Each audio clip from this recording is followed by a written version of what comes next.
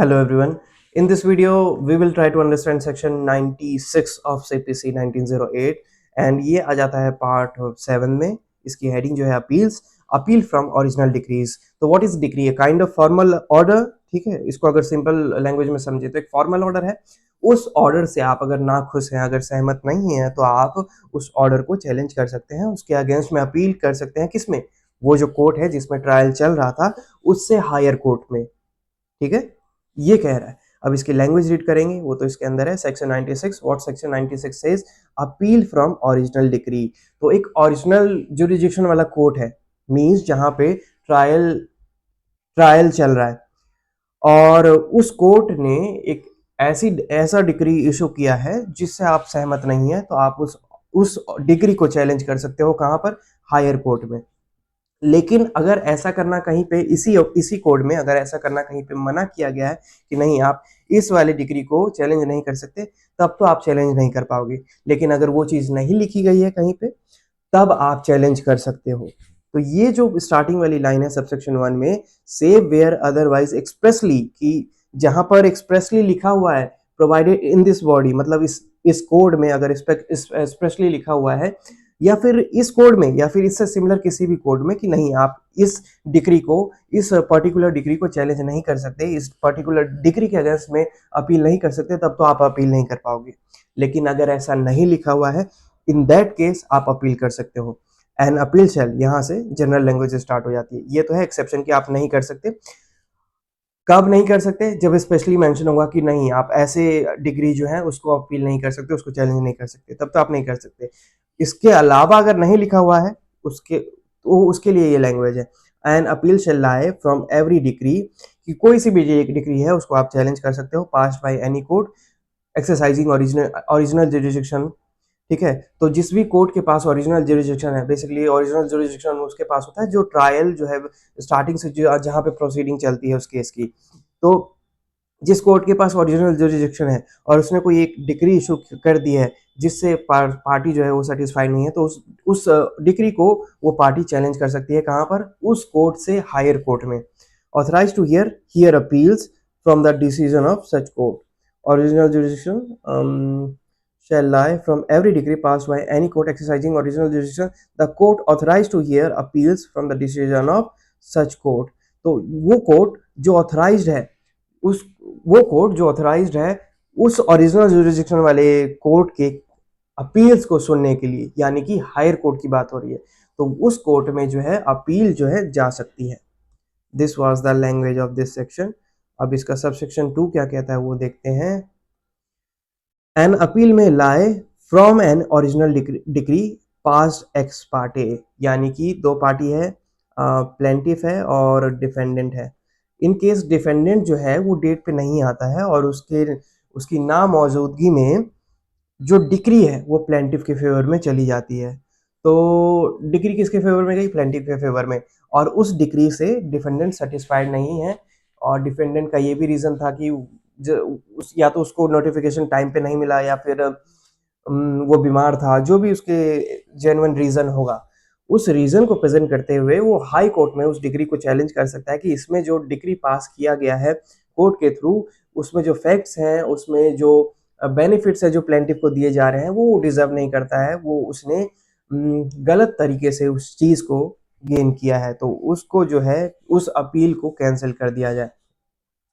तो वैसी कोई रिक्वेस्ट, या फिर प्लेंटिफ भी चाहे तो वैसा कर सकता है। मान लीजिए प्लेंटिफ नहीं पहुंच पाया, डिफेंडेंट ने वो जो डिक्री है अपने फेवर में करवा लिया, तो वो जो डिक्री है उसको दोनों में से कोई भी पार्टी जो है चैलेंज कर सकती है।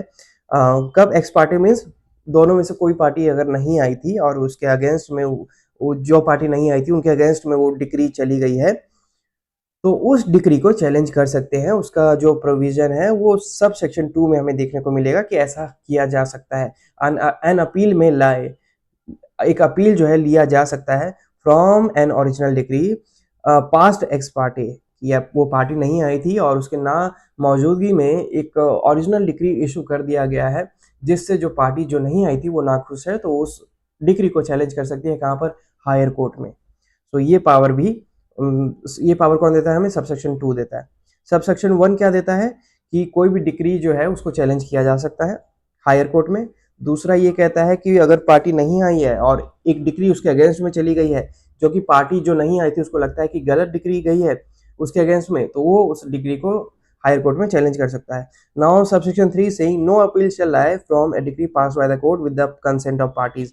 लेकिन अगर मान लीजिए प्लेंटिफ और डिफेंडेंट है, कोर्ट ने इन दोनों से पूछा और दोनों ने एक कंसेंट दे दी, दोनों एक म्यूचुअल एग्रीमेंट पे आ गए, म्यूचुअली दोनों एग्री हो गए एक पॉइंट पे कि हाँ ये फॉर एग्जांपल मैरिज है तो एलिमनी इतनी मिलनी चाहिए, दोनों ही पार्टी एग्री हो गए कि हाँ ठीक है। तो वैसे में अगर कोई कोर्ट वो डिग्री इशू करता है कि दोनों ही पार्टी एग्री हो गई है और म्यूचुअली इन्होंने डिसाइड किया है कि इतनी एलिमनी जो है इतनी एलिमनी जो है डिफेंडेंट प्लेंटिफ को देगा हर महीने, तो वैसे केस में म्यूचुअल एग्रीमेंट हो गया है, तो बाद में कोई भी पार्टी, इन दोनों में से कोई पार्टी उस डिग्री को चैलेंज नहीं कर सकती कि मैं इससे सहमत नहीं हूँ, क्योंकि दोनों में अब सहमत होने या ना होना मैटर नहीं करता है, क्योंकि कंसेंट दे देना is all about mutually agreeing with each other, है ना। तो वो पॉइंट आने के बाद फिर आप पहले तो आप कह रहे थे कि आप एग्री कर रहे हो, उसके बाद फिर बाद में आप डिनाई करते हो, तो सेंस नहीं बनाता। You are just contradicting your statements, तो वो नहीं होना चाहिए। पहले आपने एग्री किया, अभी क्यों डिसएग्री कर रहे हो? या तो फ्रॉडुलेंटली कोर्सली वो स्टेटमेंट आपसे लिया गया हो, आप धोखाधड़ी से या फिर कुछ गलत फैक्ट बता के आपसे वो म्यूचुअल एग्रीमेंट लिया गया हो, वो तो दूसरा केस है। वैसे केस में दूसरे सूट फाइल कर सकते हैं, ठीक है। लेकिन अगर वैसा नहीं है और आपने अपना एक म्यूचुअली आप एग्री कर जाते हो, तो आपने कंसेंट दे दिया, और जब कंसेंट दे दिया तो फिर उसको जो है उस उसके बिहाफ पे जो डिक्री आती है कोर्ट के द्वारा, तो फिर उसको आप चैलेंज नहीं कर सकते। तो यहाँ पे स्पेशली वो मेंशन है नो अपील शेल लाई, कि कोई भी अपील है, शेल है यहाँ पे में है कि भले ही एक्स पार्टी वाला जो डिक्री है वो आप चैलेंज करो या ना करो आपके ऊपर है, लेकिन यहाँ पर ये स्पेशली कह रहा है कि कोई भी अपील नहीं आएगा अगर पार्टी एग्री, दोनों पार्टी जो है म्यूचुअली एग्री कर जाती है, कंसेंट दे देती है कोर्ट को, और कोर्ट तब एक डिक्री इशू करता है उन दोनों के बिहाफ पे, तो वैसे में फिर उसको उस डिक्री को चैलेंज नहीं किया जा सकता। Subsection 4 is saying no appeal shall lie except on question of law from a decree in any suit of the nature cognizable by court of small causes। तो कोई भी डिक्री जो है वो कोर्ट ऑफ स्मॉल कॉजेस के द्वारा release की गई है, तो उसको चैलेंज नहीं किया जा सकता है। एक ऐसी डिक्री जो कोर्ट ऑफ स्मॉल कॉजेस के द्वारा रिलीज किया गया है, तो उसको चैलेंज नहीं किया जा सकता है। कब? when the amount or value of the subject matter of the original suit does not exceed the 10,000 rupees। जब जो जो डिस्प्यूटेड वैल्यू हो वो 10,000 से ऊपर ना हो। अगर 10,000 है या 10,000 से नीचे नीचे है और उस अमाउंट के लिए कोई डिक्री इशू हुई है कोर्ट ऑफ स्मॉल कॉजेस के द्वारा, तो उस डिक्री को चैलेंज नहीं किया जा सकता। सिंपल। लेकिन इसका एक एक्सेप्शन भी है। मान लीजिए वो जो डिक्री इशू किया गया वो, उसमें एक क्वेश्चन ऑफ लॉ है जो डिस्प्यूट में है कि कोर्ट ने इस रूल का यूज करते हुए ये डिक्री इशू की है, लेकिन ये रूल जो है ये कोर्ट ने गलत इंटरप्ट किया है, इसको ऐसे इंटरप्ट नहीं करना चाहिए था, ये दूसरे वे में इंटरप्ट होगा। तो क्वेश्चन ऑफ लॉ की बात हो रही है, क्वेश्चन ऑफ फैक्ट की नहीं। तो क्वेश्चन ऑफ लॉ की बात अगर आती है कि जहां पर लॉ को समझने में दिक्कत आ रही है, तब वैसे केस में उस डिग्री को चैलेंज किया जा सकता है, अदरवाइज नहीं। अदरवाइज अगर 10,000 या 10,000 से नीचे की वैल्यूएशन है सूट की, कोर्ट ऑफ स्मॉल कॉजेज में गई है, और वैसे केस में अगर कोई डिग्री इशू करता है कोर्ट ऑफ स्मॉल कॉज, तो उस डिग्री को चैलेंज नहीं कर सकते। हाँ, 10,000 से अगर ऊपर का अमाउंट है तब किया जा सकता है, और 10,000 से नीचे का भी अगर है तो उसको भी चैलेंज किया जा सकता है, लेकिन क्वेश्चन ऑफ लॉ होना चाहिए, उसके अलावा अपील नहीं कर सकते। ठीक है, तो इसको अगर चार्ट के पर्सपेक्टिव से बना के देखें तो कोर्ट ऑफ स्मॉल कॉज है, और ये जो है 10,000 या फिर 10,000 से 10,000 से लेस अमाउंट जो है, और वैसे केस में अगर कोई डिक्री डिक्री इशू होता है तो इसको चैलेंज नहीं कर सकते। बस जनरली ये कह रहा है इतना, उसको चैलेंज नहीं कर सकते।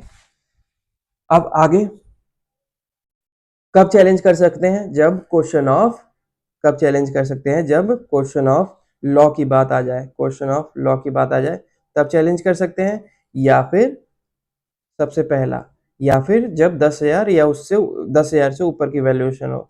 जब 10,000 और उससे ऊपर की वैल्यूएशन अगर हो तब चैलेंज कर सकते हैं। ये इन दो केसेस में चैलेंज कर सकते हैं, otherwise court of small causes की डिग्री को चैलेंज नहीं कर सकते। That's it.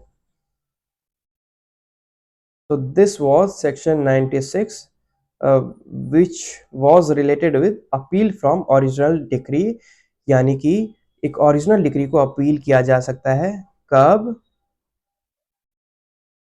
4 पॉइंट्स है ना इसमें, इसको क्विकली रिवाइज करते हैं। उस डिग्री को अपील किया जा सकता है हायर कोर्ट में। सबसे पहला कहता है कि एक कोर्ट ने एक डिग्री इशू किया, उस डिग्री के अगेंस्ट में अपील किया जा सकता है हायर कोर्ट में। दूसरा सब सेक्शन ये कह रहा है कि एक्स पार्टी अगर कोई डिग्री आई है तो उस एक्स पार्टी डिग्री को चैलेंज किया जा सकता है, यानी कि उस टाइम पे वो पार्टी नहीं था और पार्टी जब आया तो उसको पता चला कि ये जो डिग्री है ये तो मेरे फेवर में है ही नहीं, और इसमें जो फैक्ट के बेसिस पे, जिस फैक्ट के बेसिस पे ये डिग्री इशू किया गया वो भी गलत है, तो वैसे केस में वो डिग्री चैलेंजेबल होगा, अपीलेबल होगा इन हायर कोर्ट। तीसरा कि अगर दोनों पार्टी में म्यूचुअल कंसेंट था, एक कंसेंट दिया गया था दोनों पार्टी के बीच में, एक म्यूचुअल एग्रीमेंट हुआ था और उस बिहाफ पे कोर्ट ने एक डिग्री इशू किया, तो फिर बाद में उस डिग्री को चैलेंज नहीं कर सकते। चौथा ये कह रहा है कि कोर्ट ऑफ स्मॉल कॉजेज जो है, और वो केस डिसाइड कर रहा है और उस केस की वैल्यूएशन जो है वो है 10,000 से नीचे की, तो उससे रिलेटेड एक डिग्री इशू किया कोर्ट ऑफ स्मॉल कॉजेज ने, उस डिग्री को चैलेंज नहीं कर सकते। तो कब कर सकते हैं? जब क्वेश्चन ऑफ लॉ की बात आए या फिर अमाउंट जो है 10,000 से ज्यादा हो तब। That's it. So this was section 96. We will try to understand section 97 in our next video. Till then, have a good time. And कहीं पे गलती नज़र आई हो तो मुझे पॉइंट आउट कर देना, so that I can correct that. Apart from that, have a good time.